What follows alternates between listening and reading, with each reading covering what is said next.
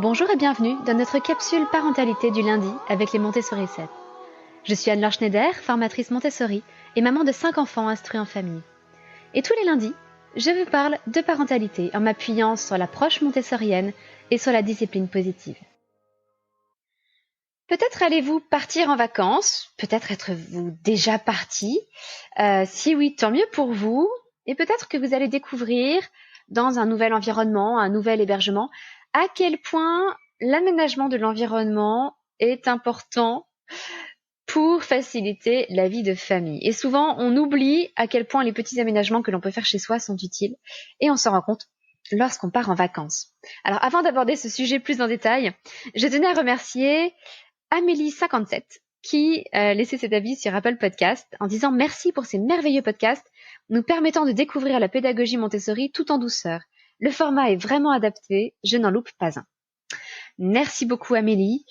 N'hésitez pas vous aussi à laisser votre avis sur Apple Podcast ou sur iTunes si vous n'avez pas d'appareil Apple. Ces avis permettent de faire connaître le podcast. Revenons-en à nos vacances. Comme je vous le disais, les vacances ont souvent été l'occasion pour moi de réaliser que beaucoup de choses qui me paraissaient évidentes à la maison, comme les immenses avantages procurés par un environnement préparé et adapté aux enfants, j'ai pu réaliser que toutes ces choses n'étaient pas évidentes pour tout le monde.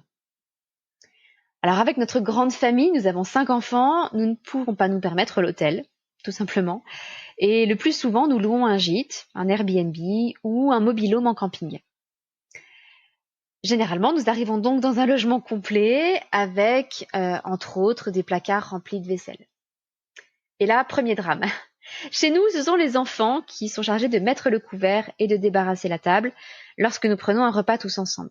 Mon mari et moi, nous occupons de la cuisine et du déjeuner de notre bébé qui a 8 mois. Nous nous répartissons les tâches ainsi. Mais dans ces logements, la vaisselle est systématiquement rangée dans des placards très en hauteur, totalement hors de portée et volontairement en fait hors de portée des petites mains d'enfants. Alors l'une des premières choses que nous faisons souvent, c'est de descendre dans un placard bas, de quoi mettre le couvert pour 7.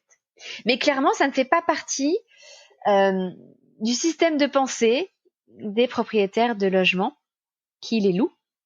Et au contraire, ils se disent clairement que la vaisselle étant fragile, il faut la protéger des enfants. Idem pour les éviers ou les lavabos. Alors généralement, nous essayons de déplacer une chaise, un tabouret ou un repose-pied, enfin quelque chose pour que les enfants puissent y accéder facilement. Mais souvent, du coup, ils ne peuvent même pas se servir de l'eau de façon indépendante. Et c'est là que l'on voit, je trouve, combien toute notre société part du principe qu'il faut absolument protéger l'environnement contre l'enfant. Ou alors, à ce moment-là, c'est l'enfant qui est vu comme une menace, ou alors protéger l'enfant de l'environnement. Par exemple, pour l'accès à l'eau, on peut estimer à ce moment-là que c'est l'environnement qui est vu comme une menace pour l'enfant.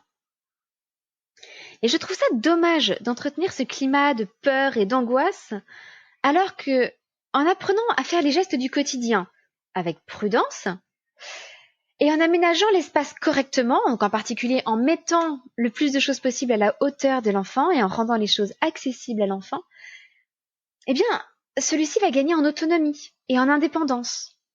Et au fond, les parents, eux, vont gagner en tranquillité d'esprit. Et toute la famille va pouvoir renforcer son esprit d'équipe et la paix familiale pour des vacances un peu plus réussies.